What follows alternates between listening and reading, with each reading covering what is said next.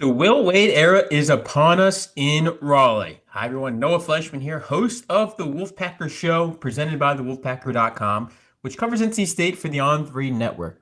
You can sign up right now for $1 for your first week at thewolfpacker.com.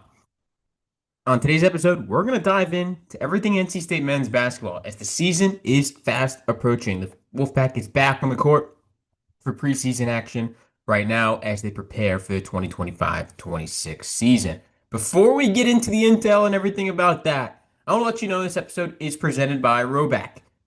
There's only one way to describe Roback: best fit, best feel. For those who aren't familiar with Roback, they're completely changing the game with their incredibly comfortable activewear. Roback has released so many items within their new licensed game day collection, and it's our favorite. With novel polo designs and a clean hoodie inclusive options for some of the all of your favorite schools, it's definitely worth checking out.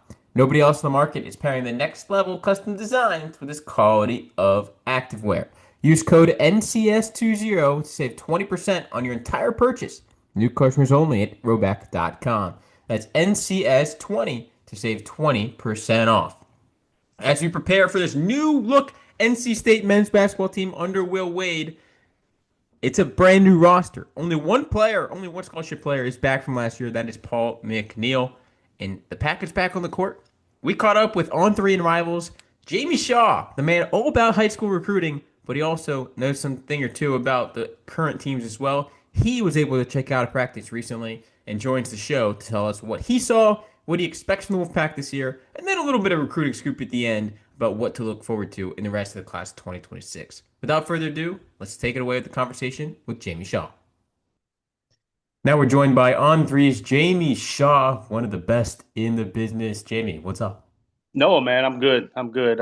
Loving this weather. I wish, obviously, you're in Raleigh as well. Um, it would stick with the mornings. The mornings have been fantastic in the 70s, 60s, even going a nice crispy morning. And then it gets super hot, like late. Yesterday at like 5 p.m., it was like 90. It just makes no sense. So the mornings are nice, though. You might have to move to San Diego if you want these morning weathers.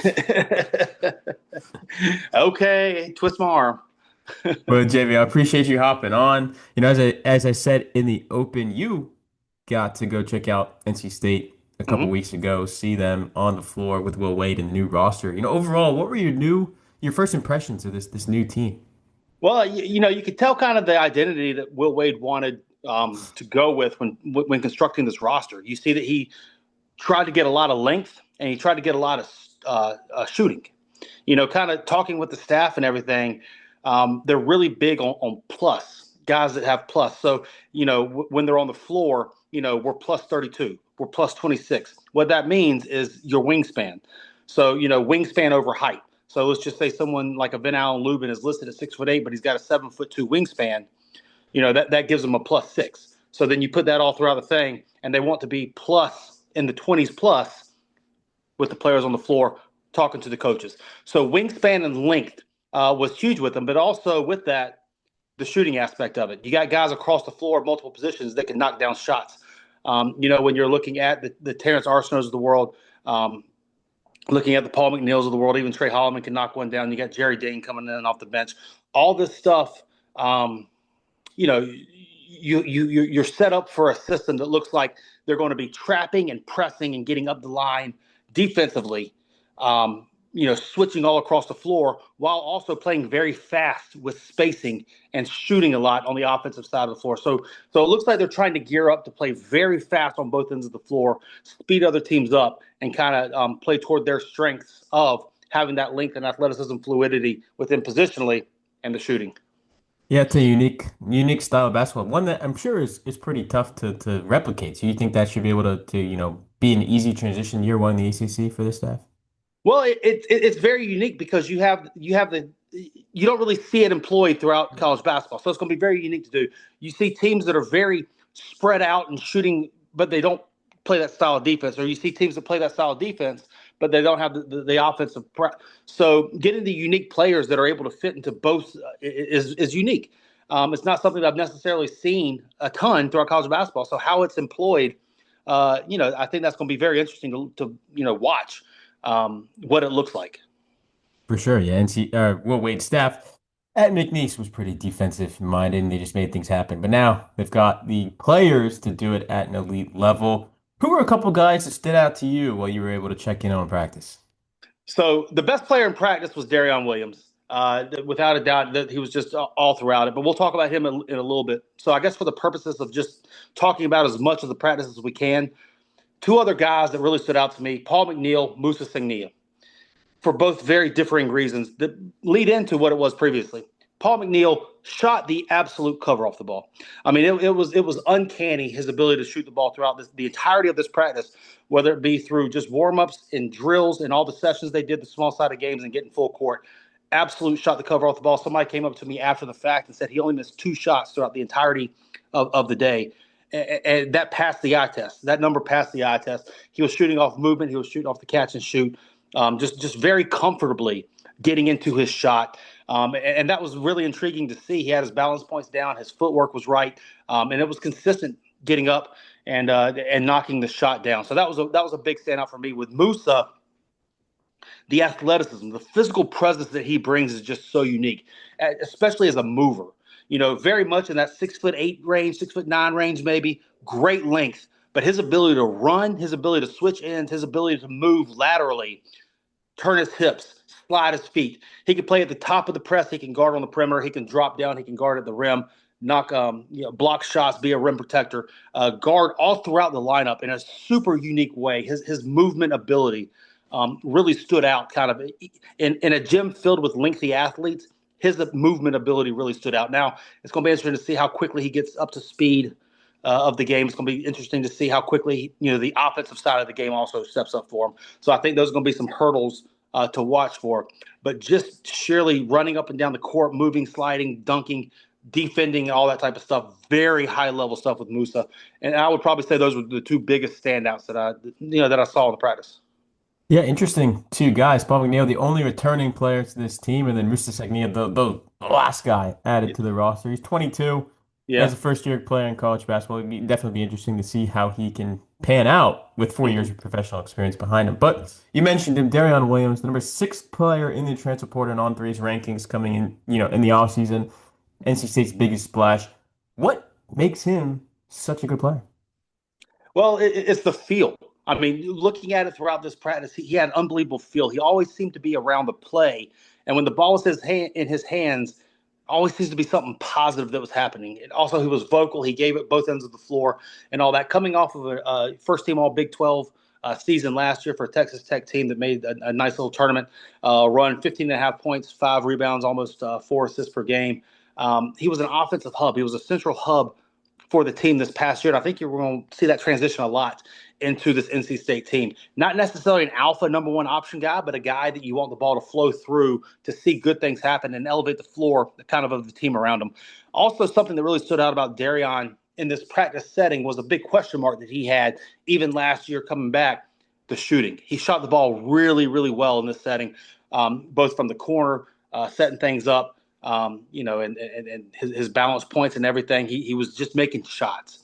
That takes his game to an entirely new level, as opposed to being a 15-foot in guy, a guy who kind of you could get the ball to, set the offense, and play off of him. Now he's a threat to face up and knock the shot down, even more so than what it was this past year. If he's able to carry that over into games, that kind of expands it a little bit more. Darion, he was the leader. He was vocal. Everybody kind of looked at him when it was in the practice, but also the practice wasn't it was a lighthearted, kind of setting. There was laughing. The work was being had. There was a lot of noise around, a lot of talking and all that type of stuff. Darion was in the kind of the middle of all that, pointing people out and getting people into their situations. He's going to be the guy.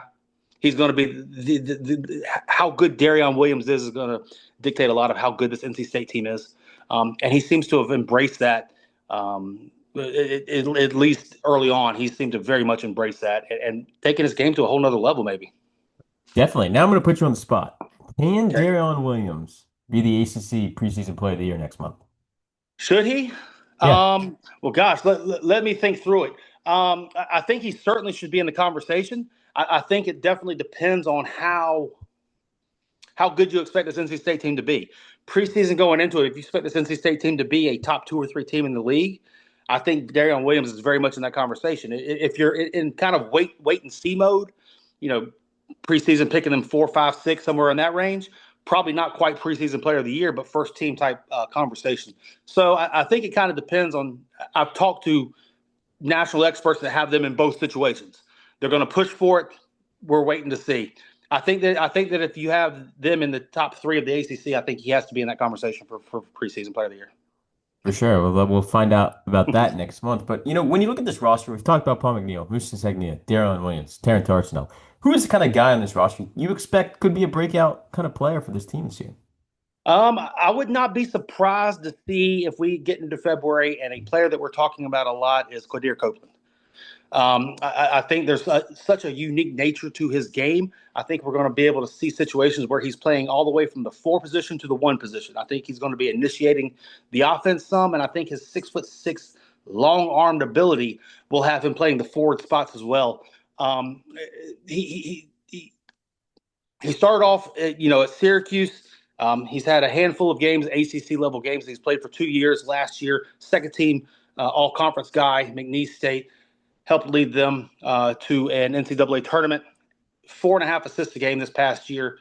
There's a very unique type of game that he brings from the forward spot. So while I don't think he's going to be starting, I think he's going to be able to come backing up off the bench, guarding up and down the lineup. And from what it sounds like, he's understanding of the fact this could be his very last year in college, and that he's got to make his mark. Like this is going to be a make or break type of year for him. And it seems that his mindset going in is one that's just understanding of that and ready to take a step forward.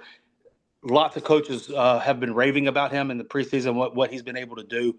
And I would not be surprised to see Quadir Copeland be a central figure in any success that this NC State team has.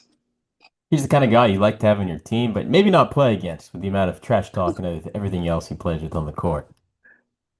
Yeah, no, he absolutely brings a fire. I mean, this team's filled with personalities. I mean, throughout the lineup, and Quadir is very much one of them in there as well.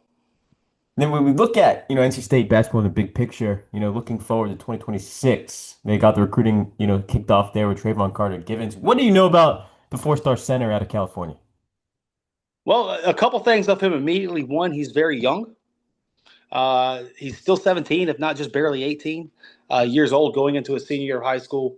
And then 2, the upside is just astronomical. The thing of him, you heard me say it earlier. This team, this staff seems to be really going after length plus. Trayvon Carter-Givens is somebody who grew late. He's legit 6'10" in that range and very long. And his movement ability is at a very high level. So he's able to slide. He's able to open his hips. He's able to switch down a lineup. He's able to protect the rim. He's physical and tough, albeit skinny. He's going to have to add strength and everything. But he's physical and tough around the basket. He does the things that you want a modern-day big to be able to do. He's able to switch, throughout the lineup, guard on the perimeter as well as drop down guard at the basket as well. You're able to be aggressive up the line with him as the back drop of your defense. And he's got solid hands. Offensively, we'll see how he continues to progress during Pete's Jam. I think he shot 75% or so from the field. So he knows his game. While it's not very robust offensively, he's got touch and hands, and he plays efficiently. What he really brings and the bright spot that he has is on the defensive end of the floor as to what you're going to be able to do with him and around him. Once his body starts to fill out and he starts getting, kind of acclimated to it, long-term type of guy, what you see from him as a junior in college will be vastly different from what you see from him probably as a senior in high school. And that will continue to grow with it. But the upside that he brings as to how this team's wanting to play, especially defensively, is super intriguing, and kind of fits right in with what the coaches are talking about stylistically. Definitely. Before we get out of here, here's the first commitment in 2026, but NC State is going big fish hunting in 2026. Cole Clower, Deron Rippey, a few other guys, Josiah Jervis. Who stands out to you on Will Wade's radar as they try to make another big splash in this recruiting class? I think all of them. I don't think they're out of the question with any of those 3 that you just mentioned specifically just yet. I would venture to say that they're in Cole Clower's kind of top 2-ish. I would venture to say that they're in Josiah Jervis kind of top 2-ish, along with Michigan State with Jervis and then UConn with Clower. Now, they both still have visits to go. and all that. And Rippy, we'll just kind of see how things maneuver. He's set, what, 10 or 11 official visits to the thing. Some of them he'll continue to go on. Some of them will probably be stopped. But we'll just see how kind of things flow there. But I think they're in the top group and in the conversation for all those people. I think that they're within striking distance to be able to close, as we move toward the November signing period. Big early season test for NC State to do well during the season, have these recruits be happy about them. Jamie, appreciate you taking a few minutes out of your day to talk some Will Wade. No, it's always great, man, and you and JC and everything, and Wolfpacker, man, y'all are covering the heck out of this. It's a very exciting time in Raleigh. The buzz is palpable, and y'all do the best job out there. So continue just killing it.